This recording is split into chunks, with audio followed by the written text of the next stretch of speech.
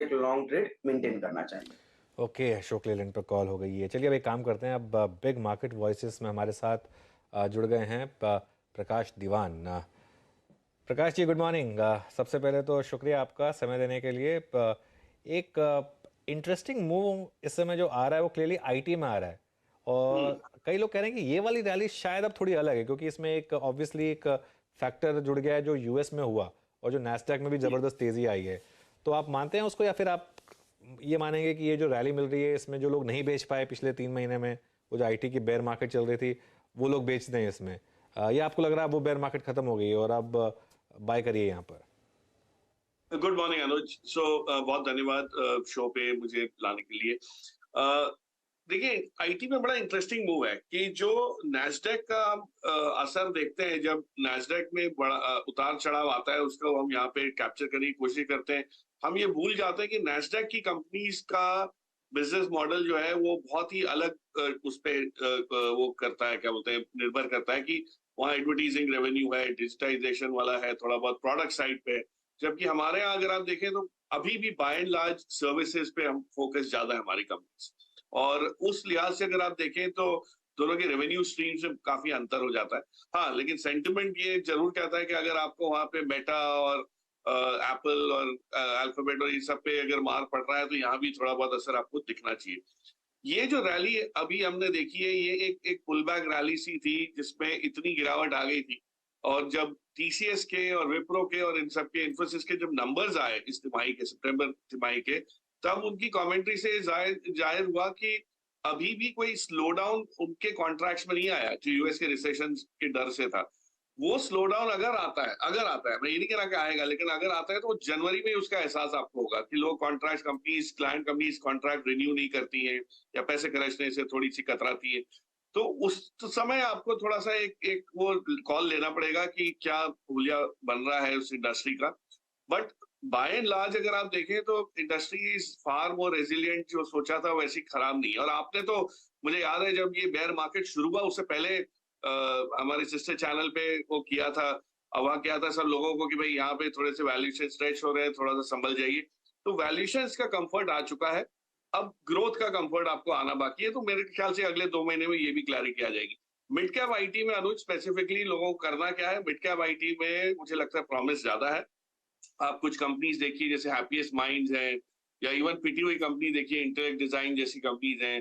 तो वहां पे आपको कहीं ना कहीं एक एक बॉटम फिशिंग का चांस मिल रहा है, गिवन द फैक्ट कि यहाँ से ग्रोथ और रह सकती है या बढ़ सकती है, या ज्यादा कन्विंसिंग फॉर्म में आ सकती है। सो इस लिहाज से थोड़ा सा इसमें अपसाइड्स आपको मिलेंगी मिड कैप आईटी की तरफ। इन्फोसिस, टीसीएस, एचएल, विप्रो, ये सब को थोड़ा सा आपको वेट करना पड़ेगा। शुक्रिया प्रकाश, वो कॉल याद रखने के लिए। यहाँ बिल्कुल उस समय एक व्यू था आईटी पर कि काफ़ी ज़बरदस्त उसमें एक डिक्लाइन की तैयारी थी, वो पूरी हुई। अब लेकिन बड़ी कॉल ये है कि यहाँ पे क्या है, अब ये जो रिवर्सल आया है ये सस्टेन करेगा कि नहीं करेगा। अच्छा प्रकाश, मुझे ना आपसे एक थोड़ा सा एक इंडिविजुअल व्यू चाहिए था।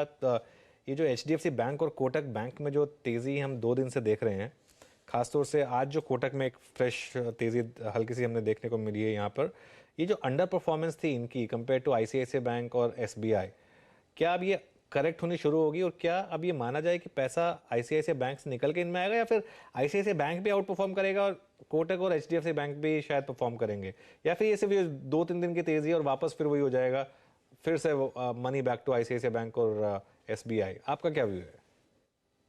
इंटरेस्टिंग सवाल है अनुज। आईसीआईसीआई बैंक में से पैसा निकल के बाहर आएगा ऐसा मैं नहीं मानता। मुझे ये लगता है कि अगर आप ओवरऑल एक एक 30 सेकंड में समझाऊंगा कि जो सेक्टर की एलोकेशन है लोगों के पोर्टफोलियो में, खास करके जो बड़े पीएमएस या एआईएफ टाइप इन्वेस्टमेंट्स हैं, वो अभी भी बैंकिंग में इतने नहीं है जितना बैंकिंग की वेटेज बढ़ रही है। और बैंकिंग में ग्रोथ की उम्मीद जो है, देखिए बैंकिंग में बहुत सिंपल 3-4 स्टेजेस होती हैं, है ना। तो एक तो आपका जो एनपीए की क्लीन अप वाला स्टेज है, एक ग्रोथ का है, एक हाइपर ग्रोथ का है, और वापस फिर एनपीए क्रिएशन का है। तो ये साइकिल चलते रहता है, ये दौर हमने सालों से देख रहे हैं हम लोग। हम लोग अभी शुरुआत, ग्रोथ की भी शुरुआत के स्टेज पे हैं। तो अभी तो ग्रोथ बाकी है, हाइपर ग्रोथ बाकी है। तो बैंकिंग में एलोकेशन पहले तो बढ़ना है। तो पैसा आएगा इंक्रीमेंटली, आईसीआईसीआई बैंक में से निकाले बिना और बैंकों में भी लग सकता है। कोटक का अंडर परफॉर्मेंस ये 2-3-4 दिन का खेल नहीं है, इसको कैचअप करने में डेफिनेटली बहुत गुंजाइश है। और मुझे लगता है कि जो रिजल्ट्स आए थे उसके बाद से एक साफ चीज जाहिर है कि कोटक ने जो अपने पीछे हाथ खींच लिए थे लेंडिंग की साइड, वो एक क्रेडिट ग्रोथ में पार्टिसिपेट करने की शुरुआत दिख रही है और वो अगले 2-3 क्वार्टर में तेज रफ्तार पकड़ेगी और फिर वो मार्केट शेयर गेन करना लगे। सो आई थिंक कोटक इज, और इस बार के रिजल्ट्स में थोड़ा सा नॉन फंड बेस्ड एक्टिविटीज या फी बेस्ड बिजनेसेस से कम आय आई है, उस लिहाज से थोड़ी सी सॉफ्टनेस थी।